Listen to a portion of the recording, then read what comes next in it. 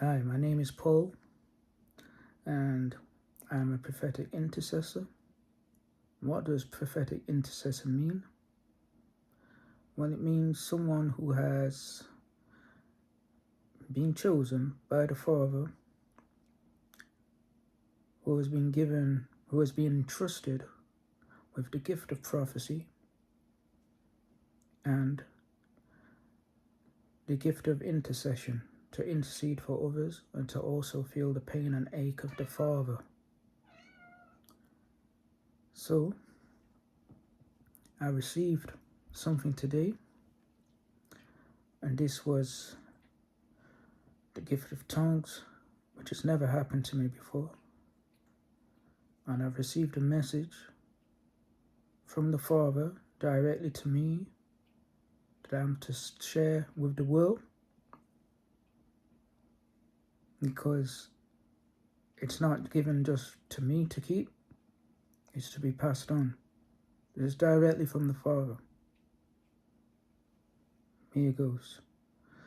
I'll tell you the original words as they were given, and then I will translate them later. Now, these words are multilingual from different languages.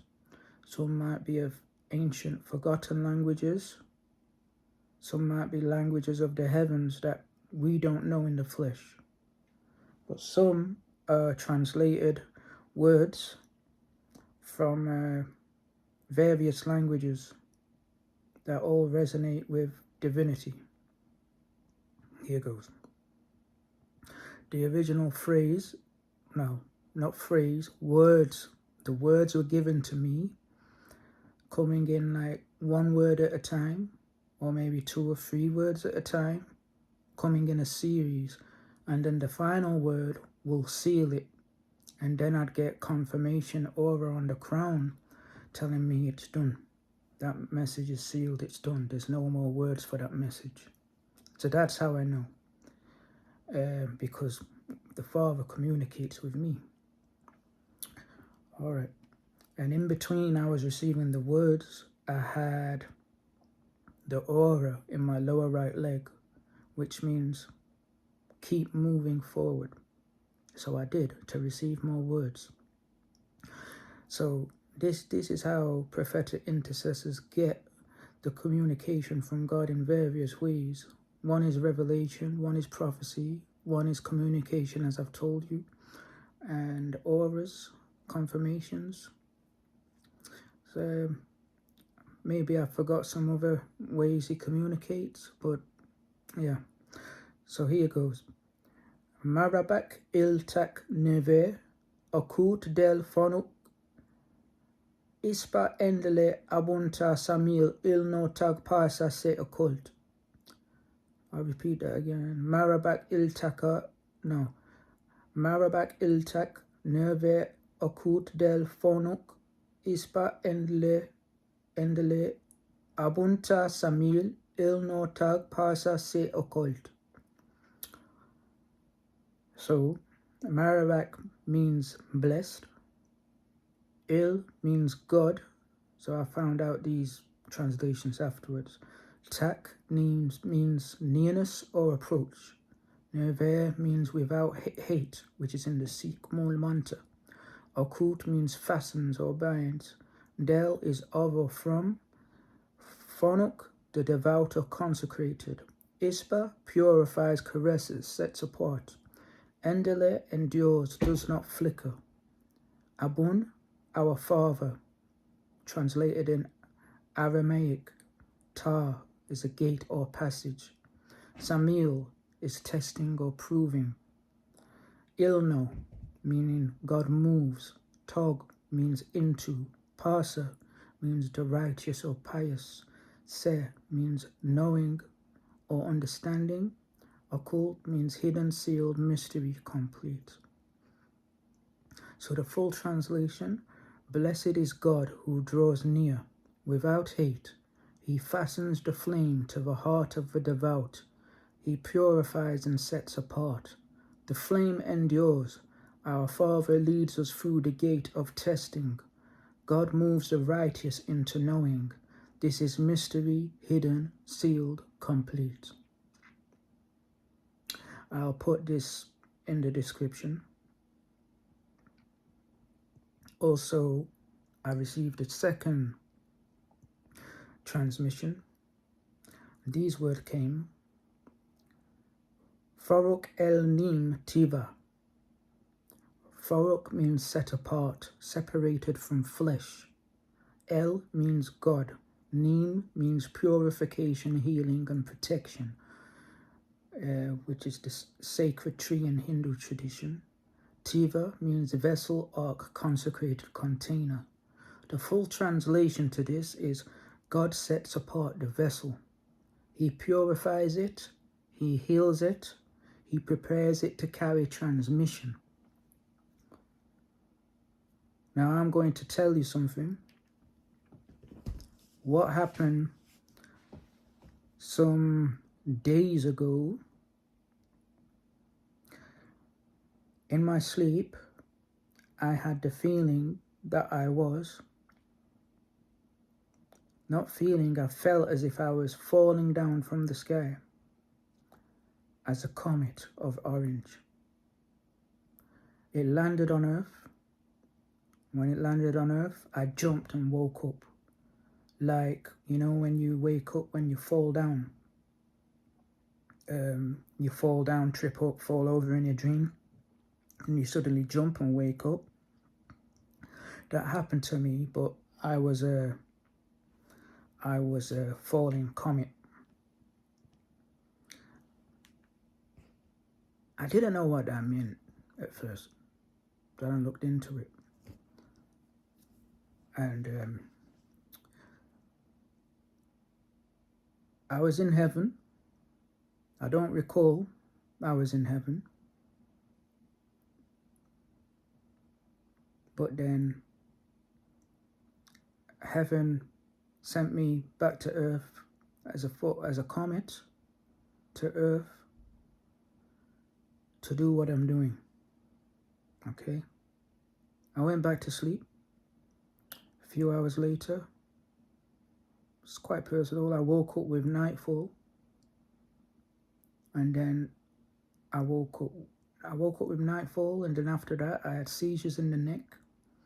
I've not had seizures like for years, so I knew it wasn't sickness. So the nightfall was like a release of residual filth in my body. The seizures was residual trauma or filth coming out of the body, whatever filth it was, right? That was and I felt fresh and reborn when I woke up. I was reborn from heaven, fell down as a comet onto Earth. I know it's a lot of information. I know it might sound very crazy and far-fetched, but it's not about me. It's about getting the understanding on what I'm here to do, and I'm chosen for a reason to share, not to keep with myself, but to share. I'm going to put these original words as given in the description, and I'll also give the translation in the description.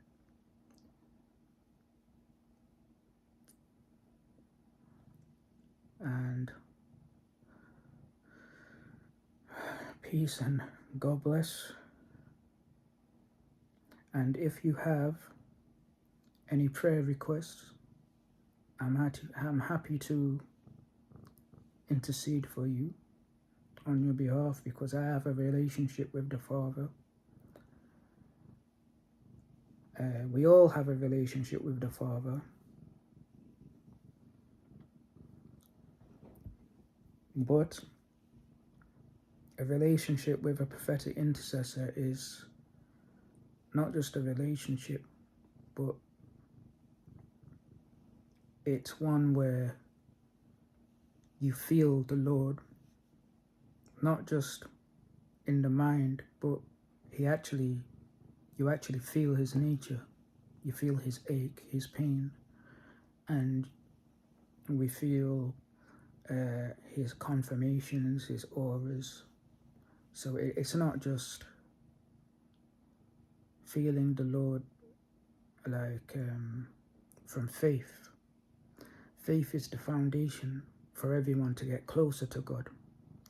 Once you have an open, pure heart of surrender, that's how God measures the heart. The heart has to be open. It can't have any bitterness. It can't have any hate. It can't have any anger. Because if you have any of those, or greed, or anything like that, or if you're trapped in the world of illusion, or you're not forgiving, anything like this of this nature, this is not of God's nature. So you might have faith, you might be religious, but if anything like that is in the heart, it becomes blackened. So what the heart needs to be is, it needs to be open with love for everyone. Even if you have enemies, you should love thy enemy. And the best example is, you might not believe it, but even God doesn't show hatred towards Satan. And the evidence is right now. He's given him freedom on earth. You see, he could have done anything else, but he's a Lord of mercy. And that's what we need in our hearts, that mercy, that love, true love. True love is, it doesn't select love. Like, I love this person, but I don't love this person. I don't like this person. This is a sign of a blackened heart. So once the heart becomes more like the image of God, then he will shower his gifts onto you. You'll have one gift, multiple gifts. It can finish in seasons and then a different gift comes. God will bless you with gifts. Now, I learn from the Father, from direct words, but I also learn from hardships in life, and my heart changed. I could have hated, I could have been angry to those that hurt me, but the Father saw my heart change, that I didn't have any bitters, anger, nothing like that, and I had every right to be, but I didn't. So this is also important, because God measures the heart, and when he sees that the heart is open, and it doesn't matter if, I encourage you to read scripture, but if you're not scripture studied or scholarly, it doesn't matter, because God measures the heart, he sees the heart. When the heart has the same image as how the Lord's nature is, he'll come to you and he'll shower you with gifts, knowledge, wisdom, truth, and Christ's flame will awaken with you. And it won't even be yourself. You will be amazed in awe, because what will happen is you will be automatically speaking like you've never spoke before, with discernment of truth. And people are going to hate you, target you, attack you, because they might be jealous, they might not believe you, they don't feel comfortable, they might feel like, why is this person ahead of me? But it's nothing about ego, it's about people can't accept it, because they're in a world of the fleshly illusion, whereas people like myself are in the world of spirit. There's the difference, you see? There's the illusion of the flesh, which most people are trapped in. But then when you come into the spiritual, there's then the flesh, they don't like it because they want everyone to be normal like them. And they want to try and take you down, attack you, try and find a crack in you, a flaw in you, just so they can point and say that person's not holy, because they want everyone to be on their level just for their own comfort. And the ones who do that the most are your own family. That's right. And this is being shown in scripture from prophets of the past. Their families turned against them. They rejected them. So it's not all as it seems, like everything's all nice and beautiful. But it is though, because it's only the Father that matters. But you have to be having that love where you're willing to lose family, loved ones, friends along the journey. Because once you have the flame of Christ within you, you're going to be on a path of just with you and the Father, and some loneliness at first. You're going to feel alone. Because you're now having autonomy of spirit. It's not even flesh anymore. Not that you're superior. It's got God's given you gifts, spiritual gifts, that the flesh don't understand.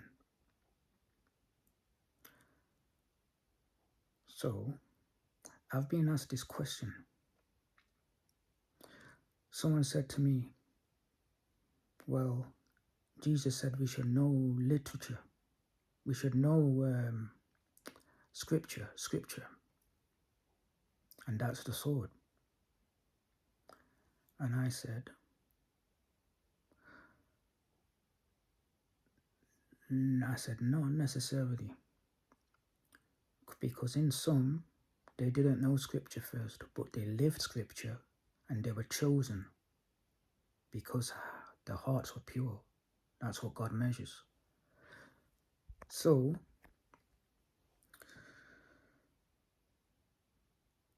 I received words from God directly, and I checked afterwards, and they matched with scripture, which I didn't know was in scripture.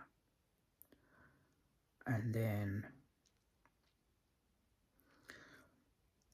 but in scripture, it were worded different, but the same meaning.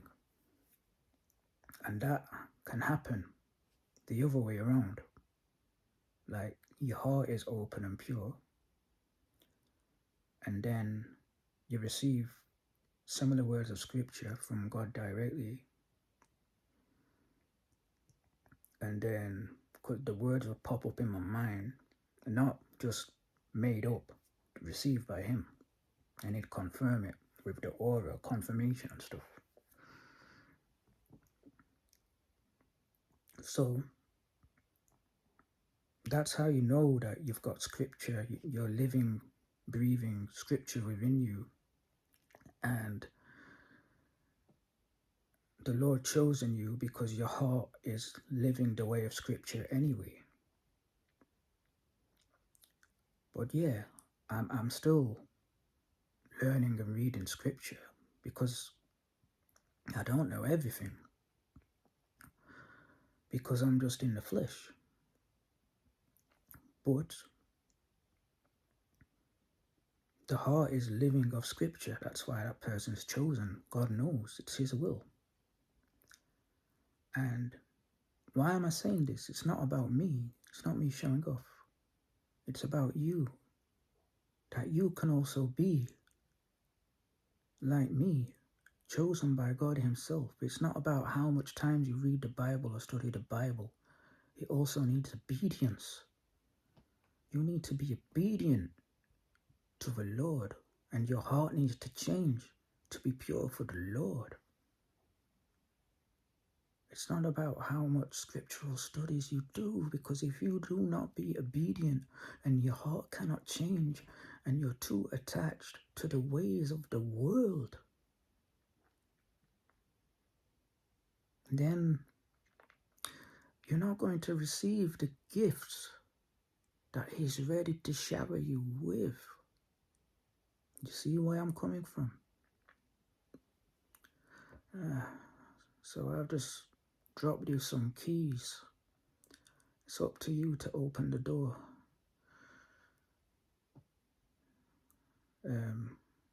So yes, of course, the Bible is to know how the heart should be. It's to know how we should live. It's to know how we should walk forward. It tells us. But do we do it? And in most cases, the answer is no. We have to be willing to drop our ways as living by human flesh and by living with pure love of the Spirit. No envy, no greed, no lust, no hatred, no bitterness, no revenge. Loving everyone, even the enemy. And this is hard for people to do because we have emotions. We have fleshly emotions. But when the heart bows and opens,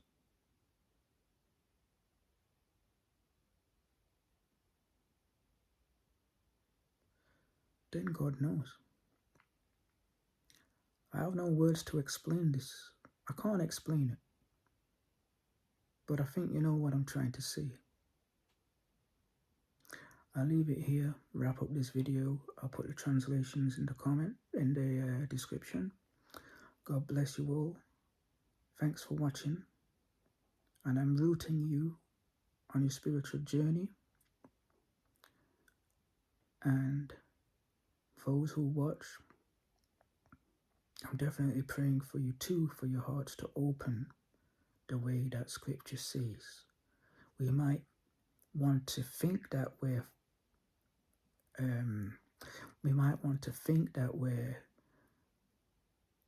great for reading scripture, and it is great. But the question is, are we doing it? Are we living it? Are our hearts changing because of it? Because if there's any stain in anything, bitterness, ego, greed, hatred, any kind of trait that can stain the heart black, it doesn't matter how good you are in anything else. It does, it's progress. But we need to drop all these negative traits because the Lord has the ultimate mercy, and so should we. Remember, we have to be in God's image, and that image lies within the heart. All right, yo. God bless. Much love.